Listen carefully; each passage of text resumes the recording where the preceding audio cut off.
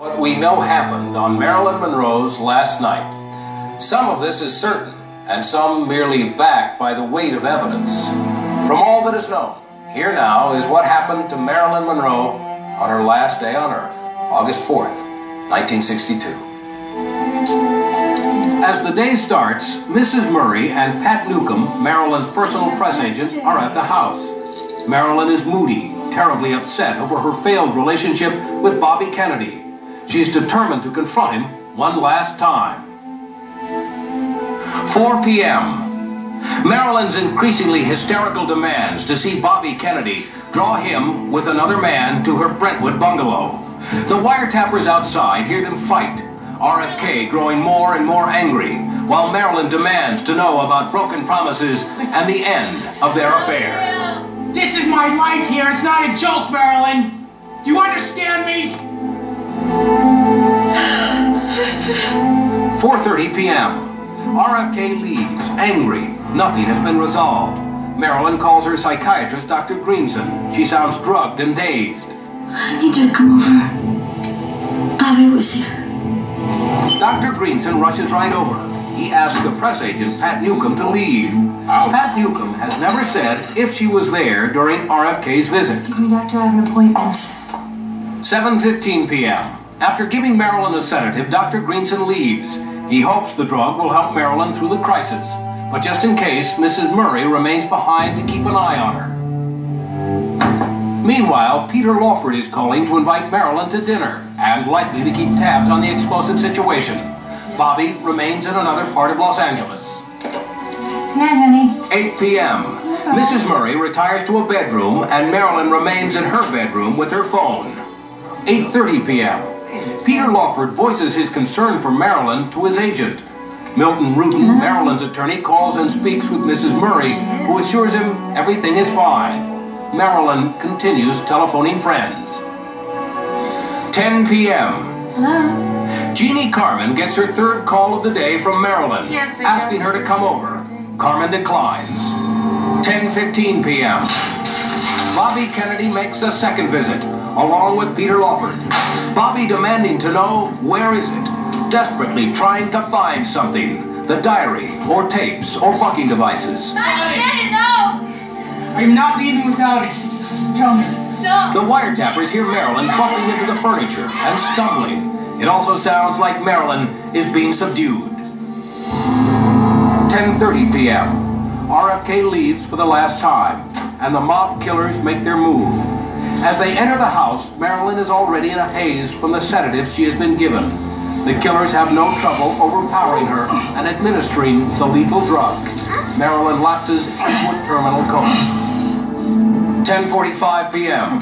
The alarm is raised, apparently by Mrs. Murray. This is substantially earlier than her official story. But there are now witnesses who corroborate this time frame. Arthur Jacobs, Marilyn's publicist, gets word during a concert at the Hollywood Bowl. By now, an ambulance is heading towards Marilyn's house. 11:30 p.m. The ambulance arrives at the house and leaves with Marilyn.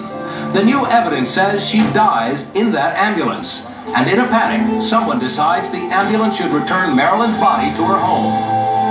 Midnight. Marilyn is put into her bed and the cover-up begins. Between midnight and 3 a.m., the house is swept clean. It is during this time that any evidence connecting Marilyn to RFK is removed. RFK is spirited out of Los Angeles back to San Francisco. 3:30 a.m. The official story is set in motion. Dr. Greenson is called. At 4:25, Dr. Greenson calls the police, and Marilyn Monroe is officially reported dead.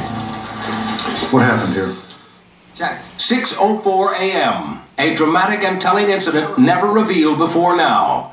At dawn on the morning after Marilyn's death, a phone call is placed to the President of the United States. We now have something approaching a smoking gun link with President Kennedy and the White House, because just in the last few months we have tracked down this White House telephone log, which shows that at 9 East Coast time, that is at 6 West Coast time, Peter Lawford made a call to the President at the White House. And clearly, it can have been about nothing other than the death of Marilyn Monroe. All these events are shrouded in mystery. Some are certain, some are reconstructed. We still do not know who knew first, who called the ambulance, and who orchestrated the cover-up. But there is one thing that is new that we do now know. This case seems to now have moved from being the sad death of a famous film actress in her house in a suburb of Los Angeles to being an affair of state with important historical ramifications. The death of Marilyn Monroe is now 30 years old. Many of the principal players are dead, but others can still tell us what they know. There is no statute of limitations on murder, and with the serious new allegations, a grand jury could be called. Release the relevant FBI, CIA, and LAPD documents, and put some people on the witness stand and let them testify under oath about what happened. Who are these people? Chuck Giancana, who is making new claims about the murder. The wiretappers, who might have heard what happened at Marilyn's that night. Pat Newcomb, Marilyn's personal press assistant, who was at the house that day. Marilyn's ex-attorney, Milton Rudin, who has never spoken. And another of Rudin's clients, Frank Sinatra, who has been put with Giancana and Marilyn the weekend before her death. There are still missing answers to these questions, and they deserve answers.